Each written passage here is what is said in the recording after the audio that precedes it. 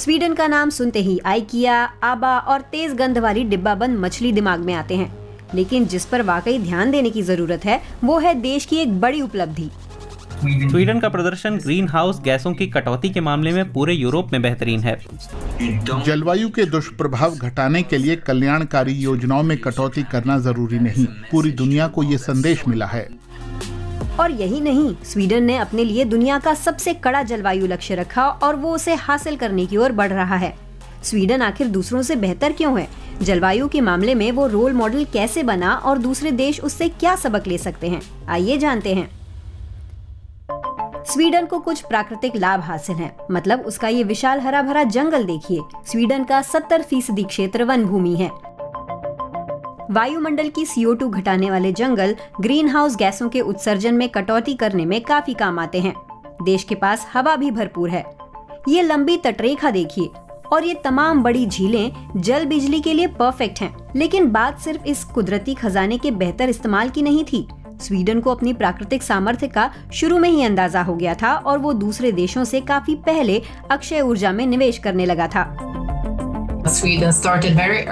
Sweden काफी पहले से ही जीवाश्म ईंधन में कटौती करने लगा था। 70 के दशक में ही उसने परमाणु ऊर्जा का काफी विकास कर लिया। उस समय तेल संकट के बीच दुनिया के तमाम देश ऊर्जा के दूसरे संसाधनों की ओर देख रहे थे।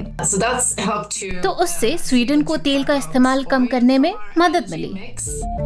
आज स्वीडन की कमोबेश 70% बिजली अक्षय ऊर्जा से आती है, खासकर जल बिजली और पवन ऊर्जा। बिजली की बाकी मांग परमाणु ऊर्जा से पूरी होती है। ग्रीन हाउस गैस उत्सर्जन जो बिजली से होता है वो इस समय लगभग शून्य है, यानी बिजली बनाने में जीवाश्म ईंधनों का इस्तेमाल नहीं किया जा रहा है। सबसे ज्यादा चौंकाने वाली बात ये कि स्वीडन अर्थव्यवस्था को आगे बढ़ाते हुए भी उत्सर्जन की कटौती में सफल रहा। इस्पात, सीमेंट और कारें बनाने वाले बड़े औद्योगिक देश में ये सब मुमकिन हुआ। जलवायु और उद्योगों से जुड़ी नई नीतियों को मिलाकर ही स्वीडन को सबसे अलग पहचान मिली। स्वीडन ने बिजली उत्पादन के अलावा इमारतों और उद्योगों के लिए हीटिंग प्रक्रिया में भी जीवाश्म ईंधनों से छुटकारा पाया। एक ठंडे देश के लिए ये काफी खास बात है। लेकिन ये हुआ कैसे? स्वीडन डिस्ट्रिक्ट हीटिंग सिस्टम्स में पहले से ही निवेश करने लगा था। मतलब हर घर में हीटर रखने के बजाय बड़े सेंट्रलाइज्ड हीटर बनाए गए जो बहुत से घरों और औद्योगिक इलाकों से जोड़े गए थे। पिछले 30 सालों में स्वीडन ने बिजली और हीटिंग से होने वाले उत्सर्जन को 70% कम कर दिया। ये दिखाता है कि बड़े और साहसी बदलाव मुमकिन हैं।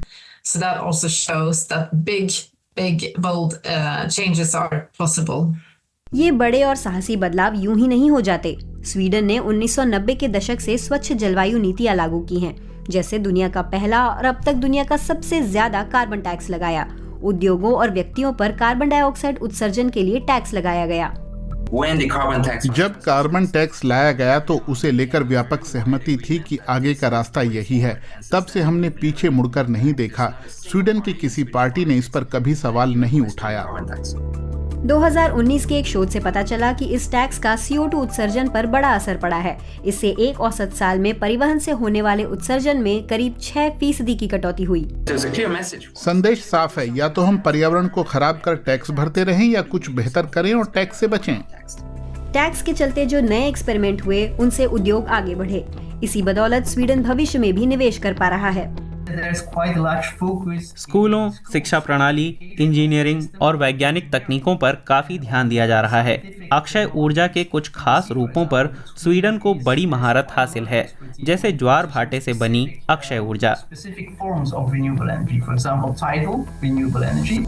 नए टैक्स को लेकर शायद दूसरे देशों में हंगामा खड़ा हो जाए, लेकिन स्वीडन इसे अपनाने को तैयार है। देश की राजनीतिक पार्टियां भी एक मत हैं। 8 में से 7 पार्टियां 2017 में दुनिया के सबसे कड़े जलवायु लक्ष्य पर सहमत थीं, जो था 2045 तक नेट जीरो का लक्ष्य।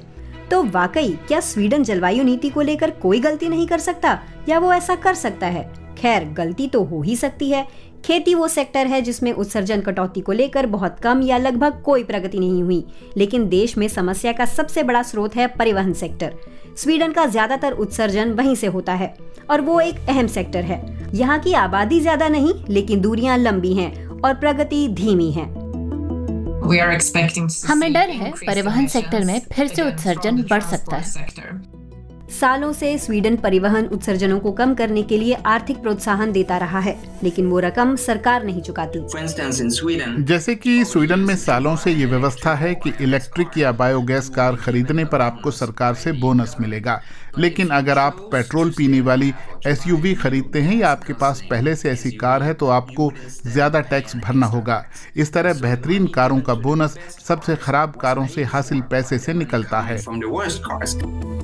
हालांकि लगता है कि पिछले दिनों में स्वीडन की कुछ सफलताएं फीकी पड़ी हैं, खासकर परिवहन सेक्टर में। सितंबर 2022 में सत्ता में आई स्वीडन की नई कंजर्वेटिव सरकार ने हाल के संकटों को देखते हुए कुछ अहम नीतियां खत्म कर दी हैं। पेट्रोल और डीजल का टैक्स 1/4 कम करने का मतलब अब स्वीडन में डीजल और पेट्रोल की कीमतें यूरोप में सबसे निचले स्तर के करीब पहुंच गई हैं। अब इलेक्ट्रिक कार खरीदने पर भी प्रोत्साहन नहीं मिलता। सरकार कहती है कि ये नीतियां कम समय के लिए हैं और अर्थव्यवस्था के फिर से गति पकड़ते ही उन्हें वापस ले लिया जाएगा। तो एक लिहाज से जलवायु नीति के मामले में स्वीडन करीब करीब परफेक्ट रोल मॉडल है, और ये मॉडल तभी कारगर है जब तक पूरा समाज एकजुट है।